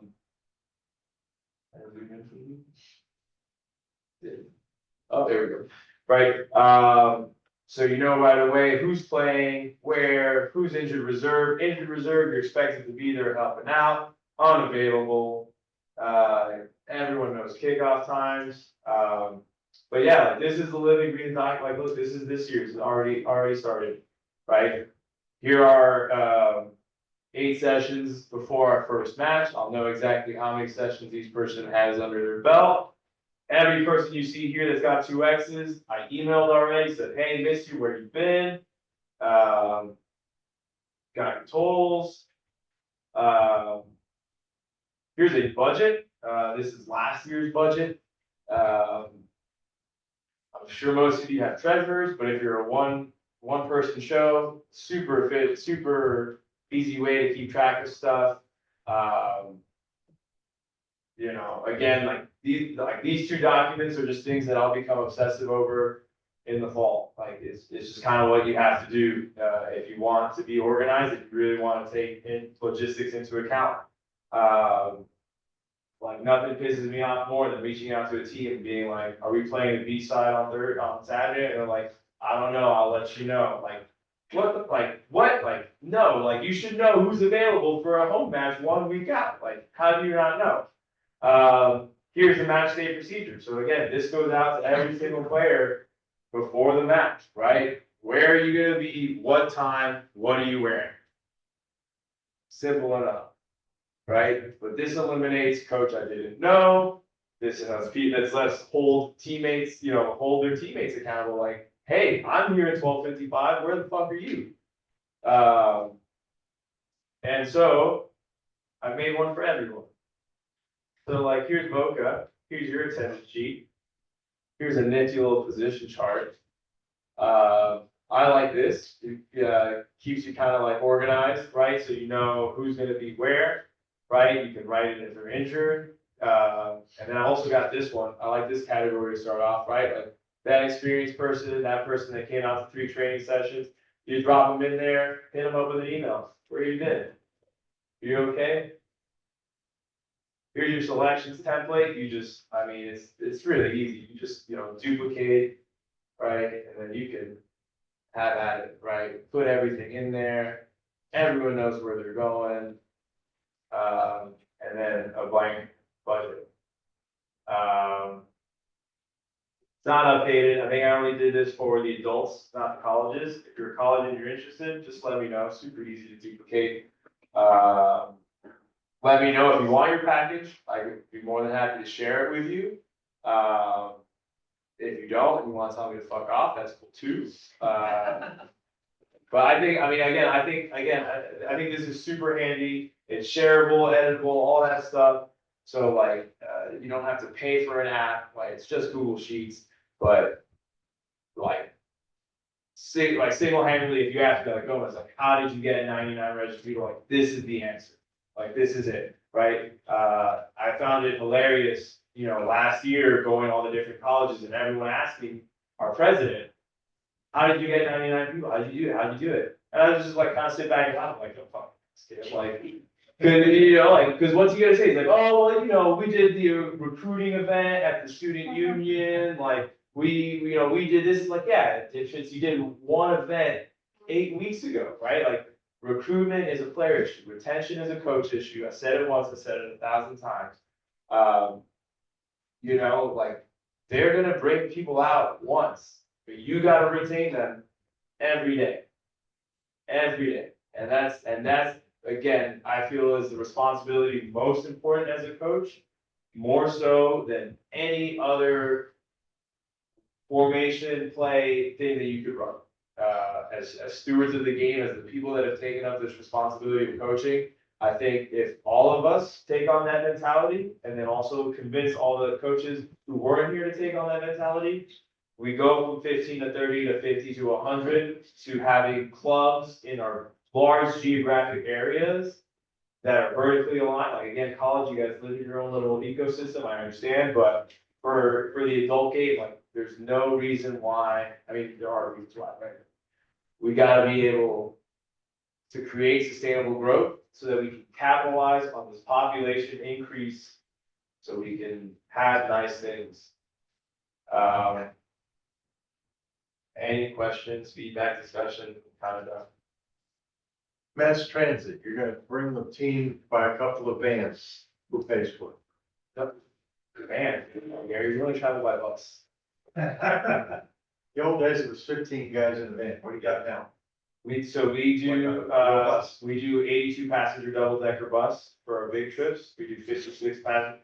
Dudes, create an investable product, right? I charge you guys $300 a semester. Covers the transportation. And home matches, right? But that's why you gotta live in your budget, you gotta get obsessive over it, right? And figure it out. You wanna know, look, you wanna know how much it costs, Gary? Here it is. Here's the bus, I already wrote the check. I already wrote the check. 2 days, we're going to Jacksonville to play UNF Friday night. We move up to South Carolina, stay the night Friday night, wake up Saturday morning, go to Chapel Hill, play 3 matches, 1 against NC State, 2 against UNC, stay the night, drive back Sunday. You gotta do it if you wanna retain. Matt. For like your smaller clubs, let's say you have like a total of 30 guys, talking about dudes. Let's say like 15 are committed, 15 are like 50-50, or like budgeting, do you kind of budget out your expenses and then have like those 15 guys dues cover that, and then the other 50-50 guys, like that's kind of play money for I think- investment? So I think what you do is you pick a number, so what I do is I pick a number and I say, that's what I'm expecting for revenue. Any more is great, any less, we'll figure it out, type thing. Or any less, then we say, who is this expense being spent on, and we ask for money from them, right? Like if, you know, like let's say November 9th after the tour, a away opportunity came up and I had it budgeted for that, then I would say, all right, you 23 wanna go, it's gonna cost X per person, pony up and let's go do it, right? Like, this is sports, we should expect our players to know that they gotta pay to play. You know, like, even if we're talking about just administration fees alone, like, we have to understand that things need to get done. And getting things done costs money. So like, like for like, in that specific example, like, I would budget that 25 are gonna pay fees. And I would go with, that's my expected revenue. After that, you know, we'll look at it. Yeah. That answers your question. Yeah. I don't know what else to ask a little bit. Any other questions? Just in addition, so Yeah. we picked up the app Spawn. And it allows like all of the scheduling, emails, messaging, you can put the calendar in. It keeps everybody into it, but you can also set up auto pay through it. So that's what we've done for the guys that we know like, okay, you can't come up with $300 right away. Yeah. Whatever it is, but we can set you up with an auto pay through this, so it's $25 a month. And it carries out through the year, basically. what's their fee? I forget what the, Oh. it's a pretty Yeah. pretty small amount, it's like $7 Nominal. or something, yeah. So it's worked great for us, because you can put in a calendar, and then also within there, like, we've got our fall season already set up, who's gonna attend, Yeah, okay? yeah, there's a thousand of those. And yeah, Yeah. the reason why, it's just been a great. Yeah, That somebody huge. used. Patrick, what do you guys use at Jacksonville? Google Sheets? No, you guys have an app, I thought. You got rid of it already? Pretty much, yeah. Yeah, I'd okay. rather use Google Sheets just to, because it's. easier Yeah, us for to sure. look And at. there, I think there's like a team. It's called We Team use Snap. Team Snap. Yeah. That's what we For use. sure. That's what you use, right? Yeah. They're so super handy, super convenient. I love them. It's only one time you. I will say, if we're talking purely retention, I have found that downloading an app is a barrier. We get everybody involved through WhatsApp, we have a. Downloading an app is a barrier of entry. Yeah, WhatsApp is pretty synonymous Yeah. across the board though, as far as what people use, and and then within inside WhatsApp, we've broken it down to. Yeah, I know, Tampa, you guys use Slack, right? Yeah.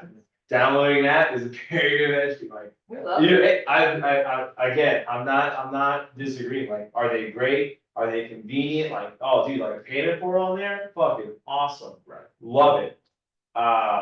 But if you're just like, And our. Tampa, Bogey, you guys have been around a minute, I would say like Treasure Coast. Hey, That's what I'm like, I'm looking into like different, like the Team Snap that we talked about, like something like that, what did you say, Spawn? Spawn, Spawn? yeah, I can show you. Okay. Our captain does the admin for Team Snap, and he'll send email availability reminders to the players. Check your availability for training, check your availability for the Yeah, I games fucking coming up. hated that when I was on Yeah, Tallahassee. it's all, yeah, ours is all. It's hard, we have, as coaches, we have to know how many guys are coming to training. Yeah, Because And then, we'll develop a training Yeah. session around that. cause like what I struggled with sometimes like last season is like I wouldn't, like I have everything planned out. Yeah. Everything planned out, and then I get maybe 15 guys. so let's be proactive rather than reactive. I'm just playing devil's advocate, right? Like, I wanna push it. By the way, I'll say this on record, if anyone ever finds me to be abrasive, it's just because I'm trying to polish diamonds. Okay, like, we are all gonna be great, we're all going to be amazing. If I gotta push you a little bit, I'm sorry, or if I'm really set in one way, like, I'm always open to change, but hear me out first, please. I would like, so I planned Tuesday's training session for, 70 people. That's how many cones I laid out for grids. Quickly noticed I didn't have enough. Quickly made another row, and that turned it into 86. All right, so do we need to know how many people are going to be at training in order to have a good training? I would say like, no, like, I never ask people to check their emails, to go to an app and mark their availability.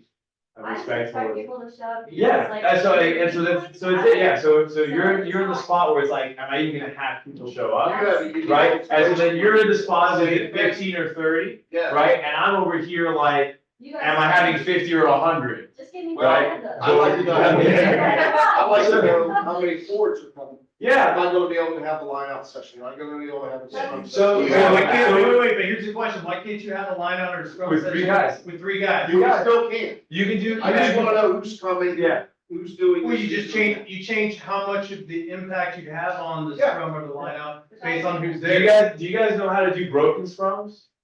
Yeah. Broken scrum, so you have 2 front rows in a lock against a front row lock and flanker, that way you can do a full scrum with only 6. Yeah, which will be like. What? Unless our whole front row doesn't come. Right. Well, One time. Yeah, 3, you only 3, yeah, 3, yeah, so then go in your app, make a forwards chat and say, hey, let's make sure we have at least 3 front rows today. So you like tell your forwards ahead of time, like, hey, No, we're. I don't. But unique situation. We've been fortunate, we've got a guy who's stepped in as our admin, and he's at every practice. And his main goal is the first person, you know, somebody that's new. That's They huge. immediately go into the WhatsApp, they immediately go into Spawn. Yeah. He's there to help them download the app. So we have an actual guy that dedicates those first 15, 20 minutes to just Huge. hands-on with him, Yeah. to get them involved so that immediately they're getting the. That develops messages. that player interaction. Yeah, and then on top of that, it's much better if rather than playing touch and you say, all right, new person, you got the app. Now come sit here and learn how to pass because they're playing touch, you know how to do that. You're playing a game that they can all fucking play, right? Like run and pass in any direction you get touched to the tournament, right? Like simple stuff like that, I think boosts that retention. And then also, as soon as it's loaded in, then he sends out a message, hey, welcome Joe. And then, you know, 15 of the Everyone's senior like, guys. yeah, are like, everyone's like it. yeah, What's yeah, up, yeah, dude? yeah, Like, exactly. yeah, we're going to the Irishman after Yeah. this, like. Yeah, that's the great thing about the team snap too, is they all communicate with each other through that app. Yeah. Which, Whether they're which, going this, doing this, you know, we have a late day, it's a team event. there absolutely needs to be a separate chat with the coaches that are not involved in. Exactly. 100%. We have 2 groupies, announcements and social. I am not in the social chat. You need to have a safe space for players. No player coaches, sorry if it's anyone. No player coaches, right? Like, you don't have to talk to me about that. I gave up my last year of eligibility to be strictly a coach. So I don't have to worry about you being on the team sheet in Tallahassee anymore. That's different, that's different. Oh, okay. That's different. I gotta worry about the game plan. Wait, hey, when Tallahassee can find a coach. Yeah. You knew what I was gonna say. For your roster selection, do you put your like expectations for each position for like newer players, like if they're trying to find, because like I have an issue with some players, they have not the best ability of assessing their skills. So they think they should be in a specific position, even though they should not, but like because we're a women's team, they're completely volunteer. So it's like, do I try them out in that position because that's what they want, or do I show them why they're better in a different one? Like, how do you kind of? That's a great Or question. anyone. So definitely outline expectations. That's why I'm pulling Like, up. I have a prop who thinks they can flank and can't. Yeah, so I mean, like, I have this like kind of clear outline, like, you know, but like flanker, athletic, fit. Those are number 1 and 2 for flanker. I think if you could point at those, right, like, you know, you kinda have that power, right? I mean, you can take a step further and be like, we have certain fitness standards, right? Like how fast can you run a Bronco? Now we're talking, you know, and so these are issues of like, these are issues that 30 number clubs have more than like 15 or 50 number clubs.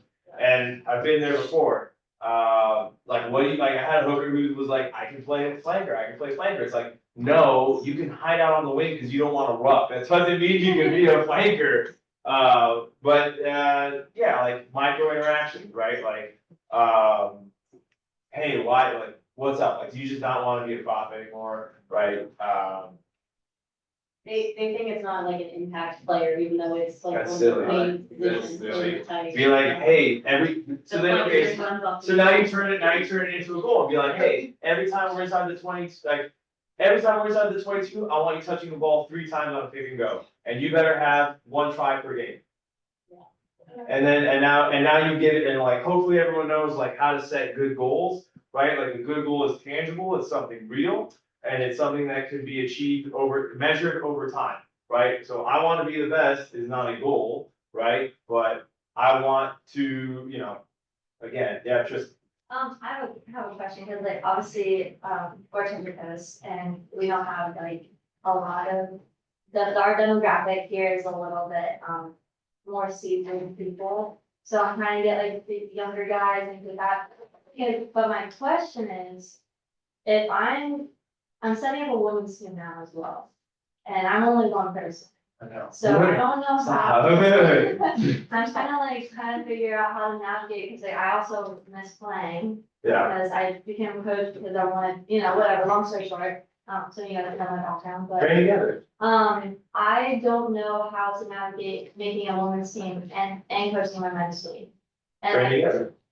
that's the thing, and like, cause I have some girls don't feel comfortable playing with the guys. And I've always been comfortable doing that, but there's girls, I can't put them in that position. There's a couple girls are like, they don't Is wanna play now because they don't wanna like. they- Just contact No, or no, at all? At all, and I'm just like, I don't know how to do that, because I'm like, I've never been like Yeah. that, so. I'm trying to figure out how to navigate building a women's team, also retaining my men, and also keeping it enticing for my veterans that are old billy goats, and then get these new guys, so I'm like struggling with that. So. I think really, like, if you're asking me, when I'm going with my personal thought, like, you gotta go all in on them. Like, at the stage that you're in, you know, if Treasure Coast men's was more robust and developed, you could take a step, but you would feel more comfortable taking a step back, but you don't. And I hear you, like, you couldn't ask me to take a step back from Florida State men's to focus on anything else. You could, you know, like, you know, even if I wanted to go out and help Jen for a women's practice, like, I'm maxed out, like. The 1 hour I would spend there from 8 to 9 has to be allocated to the life at home, you know, Yeah. and that's just kind of how it is. So, you know, I hear you, like, if you don't feel comfortable stepping away from the men's, and I think that's kind of gonna have to be a choice. Or you periodize it so seasonally that you can do both, and like, maybe in the winter, you focus on your, like, maybe like November to December, you run that crash course for women, and if they're really committed. That's the thing, I have 22 girls right now, which Yeah, is so- badass. yeah. I'm like, Yeah. I wanna. We all get that influx in September. What, are you trying to coach them or play them? I wanna do that. You can't, you can't. I wanna play. Different practice days? What is it? Different practice days? Yeah, that's the thing, like, I mean, for the most part, it's like, we're just starting to go into our preseason, like, we did like a whole summer session.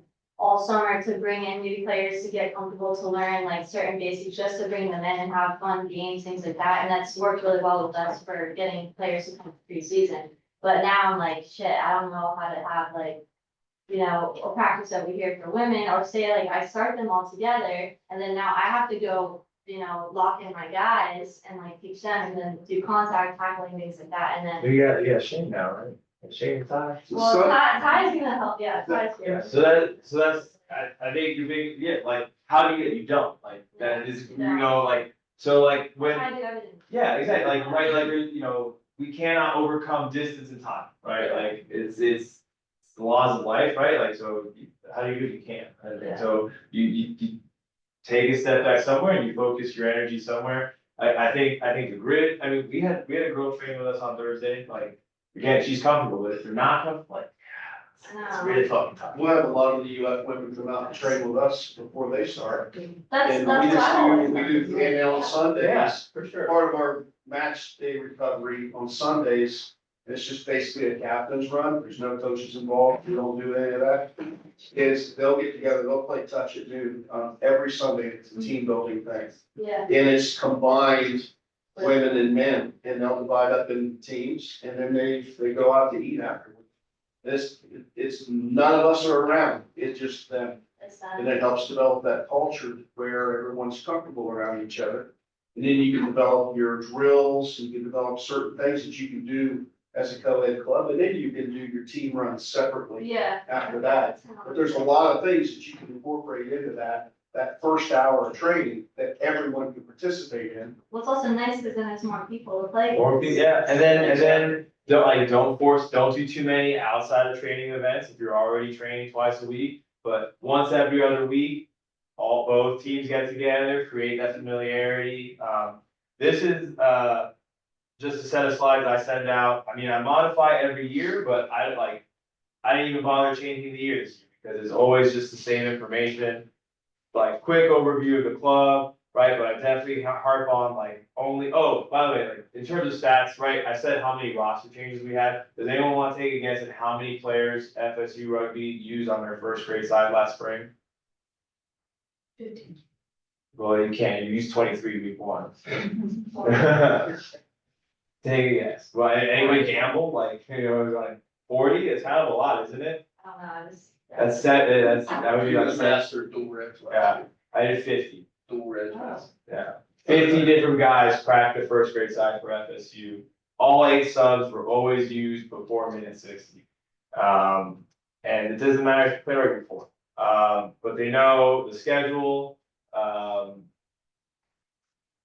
weekly training, expectations, right? Help set up and tear down. If you put it in writing, you don't have to say it out loud, right? No balls on the pitch, it's all coach pads are up.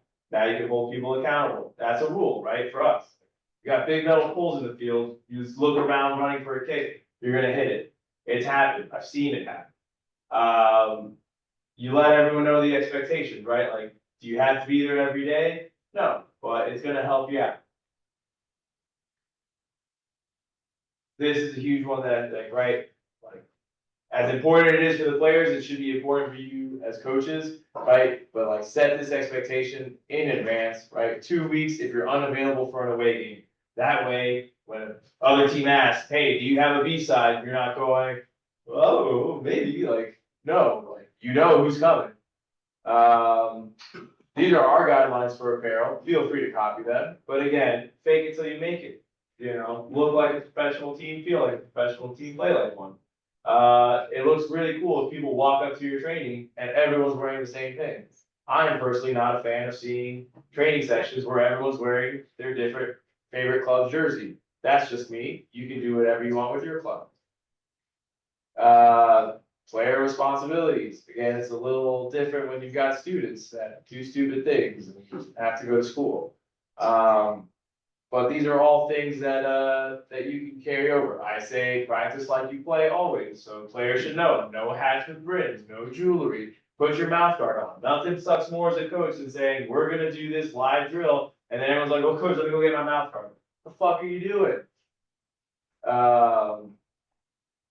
Yeah, again, this is for the coaches, and then, like you said, this is just like a quick expectation I have.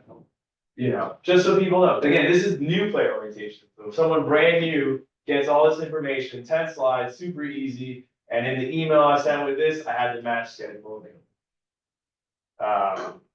Mike, can you share that with? I'll share everything with everyone, Great, yeah. that looks very useful. You guys want my returning player orientation?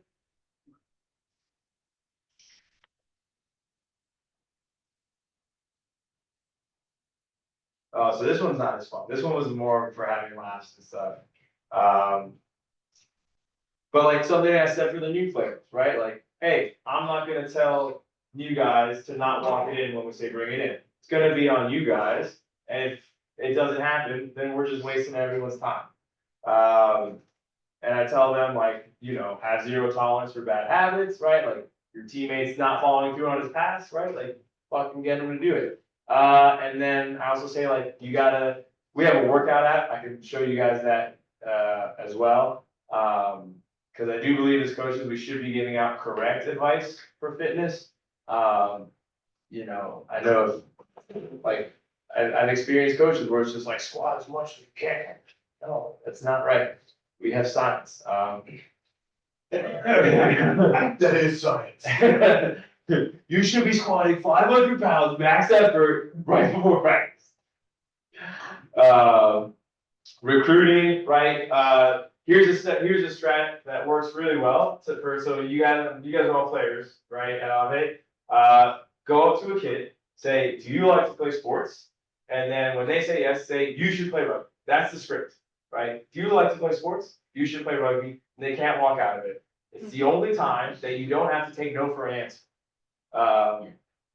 So like, and then again, like don't be dicks. I tell, you know, we had a player who's like notorious for like yelling at a new guy for dropping balls, like don't do that, right? They have their sports club requirements, pay dues. I pointed out to them like my inflation busters, like how it was that we maintained dues, you know, so back in the day, dues covered USA registration, then you had to pay dues and USA register. Last year was, you paid dues, you got your polo and you got a custom mouth guard. Now this year it's you pay dues and you pay for your polo and mouth guard. That's just the way the cookie crumbles. And again, everyone should expect that we have to pay to play. You can always point out rugby's the cheapest freaking sport that there is. You just need cleats and a mouth guard. Like, You know, that's huge, like, that, you don't need a $500 bat to go play this, like. And then I dropped the fall schedule and the fall tour. Your dues do cover the, registration for them? No, Okay. no. So that gives them the onus of registering, right? I used to register everyone, now it's like, hey, you go in, you register, and I'll pull you up and see if you're there, if you're not there, you're not playing. I mean, yeah, look, I mean, you guys can look at all these missed you emails I sent. Look at that. They missed 1 day of training. But I got a response. I said, hey, I was in a meeting, sorry I didn't let you know, I'll be there Monday. There we go, Camden Michaels. Yeah, I know it's taking a lot of time, yeah, For your announcements emails, you're talking about you send them out to like 500 different people. Yeah. Is that something like you use MailChimp for that we're or looking at it. like that right there? Yeah. So look, so match schedule, you can see here, I sent it twice. Here's the first one. You can see all those VCCs. Is that nearly just everyone who's involved with the players? That's anyone who's ever given me their email address and hasn't asked me yet to take them on. I swear, I don't stop emailing until they ask me to take them on. Now, is that something you gotta put in individually or can Gmail like let you group? You can, so I can show you that right now. So here are our contacts. Again, so right now I'm emailing everyone. Actually, I'm not. I stopped emailing fall 20. These guys all graduated. But like you can see like fall 21. So usually I put them in here. The way I used to do it was like they get fall 21 if like they're around, they're coming in training, right? But then you can see like I got fall 23 recruits, right? So this is like we did a recruiting event. We got a fuck ton of email addresses, and you can see here you see how it says like imported.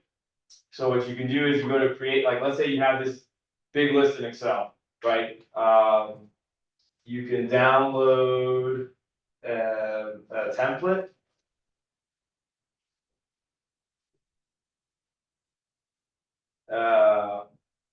And so this is from Google. So like import contacts, download a template, and then it has all these headings because like you can do all that on Google, but you're just looking for like given name, and then like over here is email.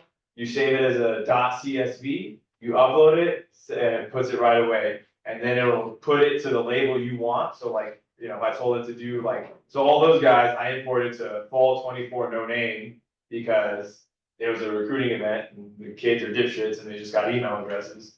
But then I also have like, you know, it also puts it to me in an import list. So that way I can group delete, group add, stuff like that. But then like, yeah, these are just 87 people whose emails I've collected this fall alone. And if you want to talk college, like I'm obsessive about the Instagram, right? Like anytime we get a new follow, I check out who it is. It's a kid, it's a guy at Florida State, he's getting commenced, right? If it's a girl, I'm just kidding. And then, yeah, just like get aggressive about sliding in guys' DMs, right? Like they wouldn't be following you, they wouldn't be liking your stuff if they weren't interested. And then we got an interest form on there, so like, I mean, I'm always in here. I'm always in here refreshing, like, did we get a new one? And I mark it down, did I save their contact, did I email them? And you can just send, So those are the people that show interest in your club. these are the people that just found our Instagram or our Facebook and said, hey, I'm interested, here's my email address. And so they all get this email, which always make sure you get their name right. Like if you get their name wrong right away, but it's just like, hey, here's a bit of information, important notes in bold. Important notes in bold are regardless of experience level or athleticism, we welcome everyone to join the club. All players play every weekend. When is training held? And as a team, we have no tryouts, make no cuts, so please feel free to come to training when we start. I always get that question like, I missed the first day of training, can I still come out? Yes, absolutely. So like my last email that went to everyone, again, everyone, 534 people. Oh, look, I got one. I'm no longer participating, but could you please remove me from the list? Nathan Woolley, I remember. hey, next week's training sessions will be very similar to this week, and that we'll be drilling the basics and upskilling everyone's technique. These are great training sessions to attend, even if you've not made it out already, as we prepare ourselves for our first week of matches. I attached a new guide, brief overview of the club's operations, let me know. Speaking of matches, here's the schedule, right? But again, I hope you all gained or improved your skills, and most importantly, had fun, right? If you're unsure about playing rugby, stick around until the first match. Okay. Like with that guy in particular, I don't know what he's doing. But would you ever like go back to him and say like why or? I remember Nathan Woolley, he had the frat life. Alright, if you didn't If I like, didn't know, hey, what's it, if you don't mind me asking, you know why? yeah, You know, like that. yeah, 9 times out of 10, they left for it. I've never had someone's, not never, but like I had one guy say, I'm really like, I'm competitive jujitsu, like I'm going all in on it. All right, great, like hope to see you around. Okay. You know, but yeah, you get those all the time. Yeah. One of the things we've had that I've been talking through some of the coaches for our culture changes, we've got these legacy guys that are like, oh, we're the old boys, whatever. Train. Yeah, but you're not a fucking old boy unless you're putting money into the club. You're not, And yeah. and that's, yeah. Yeah, you're just an alum, you're just an alum. Yeah, fuck that, you're a fan. Great, we need fans, but unless you're doing something for the club, Yeah. you don't get that title, and so adjusting emails to be like, here's the fan newsletter, just to dig it, just to, Love hey, that, you're not doing shit. love that. If you're not doing anything for the club, then Yeah. you're a fan, which is great, and we need those, and here's our schedule. Hey, if you don't get your time, you gotta get your money. Right, but then, exactly, so you're not an old boy unless you're actually doing something. I love that. So That's that's great. one of the cultural changes that I've been really pushing, because I'm like, shut up. Yeah.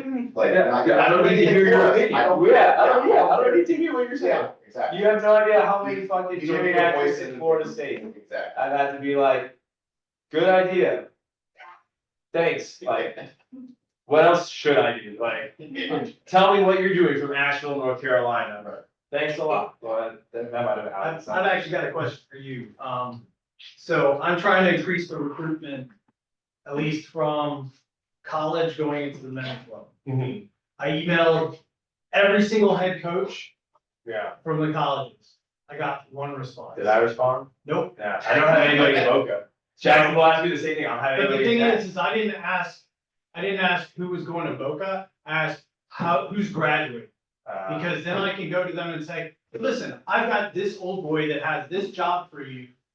Yeah. And then half of them don't end up going into somewhere else. Yeah. Did you ask that mid-season?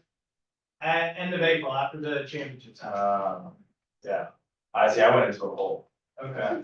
That's, So I'm asking, because I had one coach. that's respond. great, yeah, so like, that gap, I think is like the biggest gap we have, 100%, from the college to the men's. I think you should talk to Peter Lawrence. I know he's got a lot of opinions on the issue, and he's closer to that gap than I am. Okay. You know, like I'm now going on 10 years from that gap. Well, it's more from the coaches, because y'all know who's graduating, Yeah, and you can kind of like, at least that introduction. I also know who's gonna keep playing, and then there's a tough one, I don't know, I wish that, you know, I graduated 26 guys last semester. I wish that I could be like, I've just released 26 Spawn Gomez to go spread the good word of rugby, but I don't, like, that's what sucks, is all those guys are like, at the end of the season, all those guys said, coach, thank you so much, like, my last game was awesome and all this stuff, and I'm like, last game, dude, like. But here's the thing, if they were connected with the men's club prior to them having that, this is my last game. It's, Yeah. hey, Boca's or Fort Lauderdale or Orlando, hey, they're setting me up with a job so I can start playing. You know, and be connected with another club right away, rather than having them go out and hope that they find a club. Yeah. Or hope that they talk to somebody. Because I mean, like, I was talking to like Kirk, for instance, and Kirk's like, yeah, we've got all these FSU grads that are in the Fort Lauderdale, Boca area. Okay, give me a list, and I'll contact every single one of them. Yeah. Did he come out? No, he didn't send me nothing. Yeah, I say Bob Escher stopped coming out too. That's Spawn Gomez, I don't understand it. I don't understand, like, I think people really like, yeah, it's tough, I don't know. But I also feel like the mentality with rugby is different with younger generations. Like, I feel like we've all been playing for so long, like, I can't not play. Like, it's like, we're all busted and we still play. Yeah. But it's like these young kids, they just like, they play when they're young and they're like, they don't want to get hurt, or they don't drink, or they don't have a social, or they don't, they're scared, they want to go home to like North Carolina or something, because They didn't they get don't want to ask. Yeah, that's, It's a yeah, different mentality. it's tough, yeah, it's tough, I think, and then, yeah, I think another issue is like, yeah, like, you do have like the people who it was foreign to them until they got to college, and Exactly. then they played and they're like, all right, like that, like rugby is what I did in college, Now- now I'm going to, now I'm graduating, I'm moving on to other things, like, I mean, I'm pulling teeth to get all of the guys that I graduated to play, like, because you know what sucks is like, 4 of them stayed in Tallahassee, I'm like, what the fuck are you doing, like, Tallahassee met these people, and they're just like, But I mean, you're talking about like you pulled up your spreadsheet of the comparative, populations in comparison of what's your club size, yeah, right? Well, a lot of club sizes depend on that transition from college to a men's club.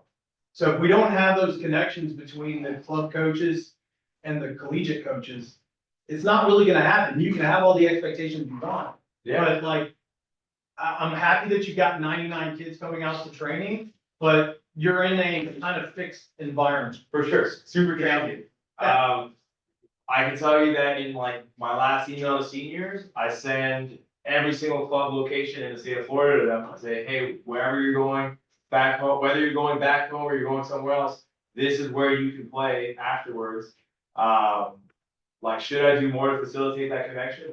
Yeah. I mean, I think I'm more talking about like, if you have, like, you're graduating seniors, like, even if they're not coming to Boca or they're going to Orlando, wherever, we can start those communications so we keep them at least Yeah, stuck in the sport. yeah. Because, I mean, in all honesty, I don't think I've had any collegiate players come through our program up until this year, in the last 4 or 5 years. Well, because this is our first year graduating people. Yeah. Through COVID, yeah. So, yeah, it's something I wanna increase, those are definitely great points, I'm not disagreeing with you. I think at some point it becomes like a horse and water thing. But would it not be like a two-way street where like, you'd also rely on the clubs to get the guys going into There's college? always gonna be people getting into school. So me personally, like, I think it's a medium warm take, like, I don't think I don't know how for increasing their number of applicants. But I think the trend is not going well for 4-year institutions, like, I don't understand, I don't believe the value is there, I think more people are and will be going to, state schools and trade schools. I don't think 4-year university is a viable option moving forward in this economy, and I'm saying that as a person that relies on having someone all 4 years, so, until clubs are vertically aligned, where it's just like, the U19 kid either goes to a college or stays with his adult club, like, I don't think we're there yet. I don't know what the situation is like here, but like in Ireland, when we go to college, we could get released back to go play our club game. So we could play 2 games a week, Yeah.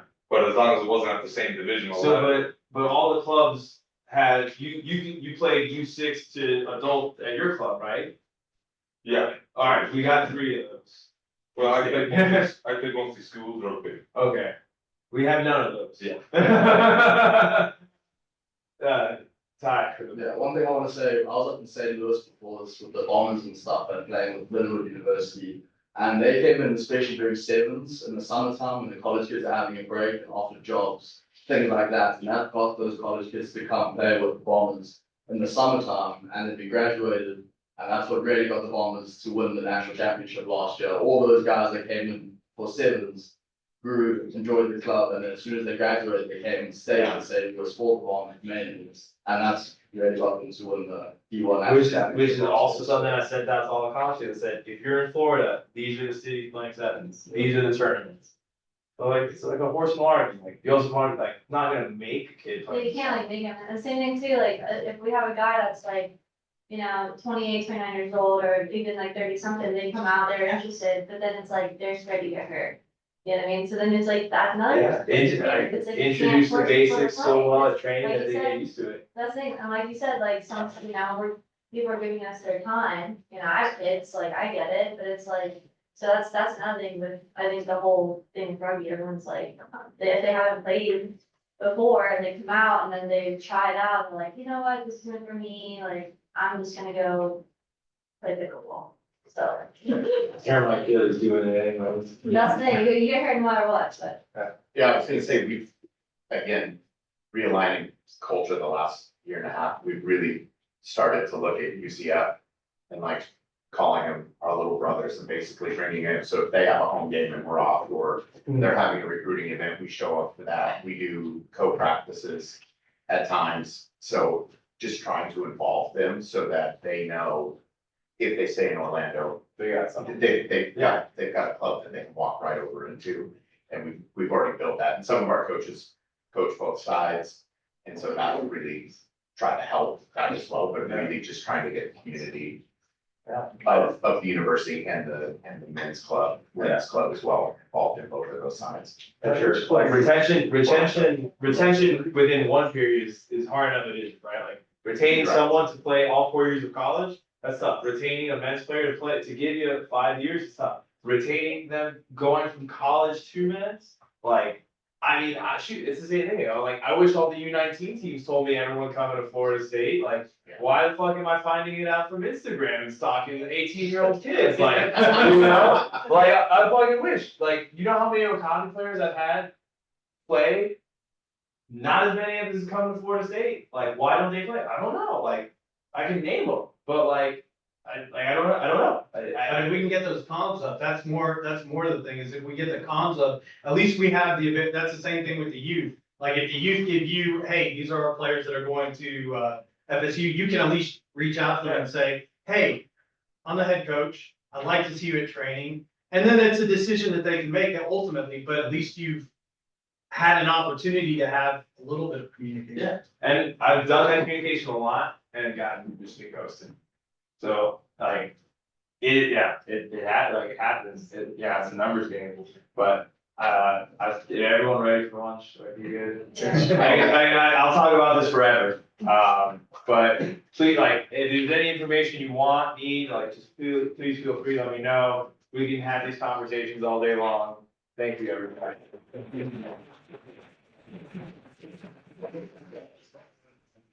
I did not think I would pitch that.